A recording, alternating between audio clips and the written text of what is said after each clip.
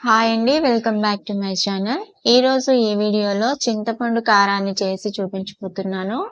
దానికోసం ఒక మిక్సీ జార్లోకి 2 టేబుల్ స్పూన్ల కారం, రుచికి సరిపడా సాల్ట్, 1 టేబుల్ స్పూన్ జీలకర్ర, 5-6 వెల్లుల్లిపాయలు, 10 నిమిషాలు నానబెట్టినటువంటి చింతపండు గుజ్జు, సన్నగా తరిగి పెట్టినటువంటి 1 కప్పు ఉల్లిపాయలు వేసుకుని కసాబిసాగా మిక్సీలో గ్రైండ్ చేసుకోవాలి.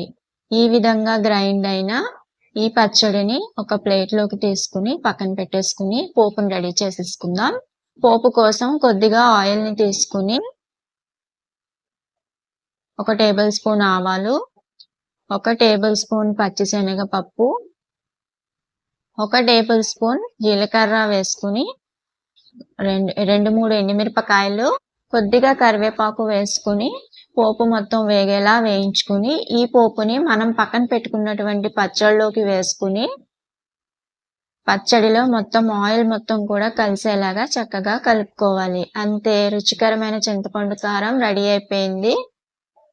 పాతకాలంలో రైతులు సద్దన్నం ఏ విధంగా అయితే తీసుకెళ్లేవారో ఈ పచ్చడిని కూడా వారి భోజనం కోసం సిద్ధం చేసుకుని తీసుకెళ్లేవారు. మంచిగా వర్షం పడుతున్న టైంలో బిర్యానీకి బదులు ఇలాగా అప్పటికప్పుడు రెడీ చేసుకున్న ఈ పచ్చడిని రెడీ చేసుకుని తినండి, ఆహా అంటారు.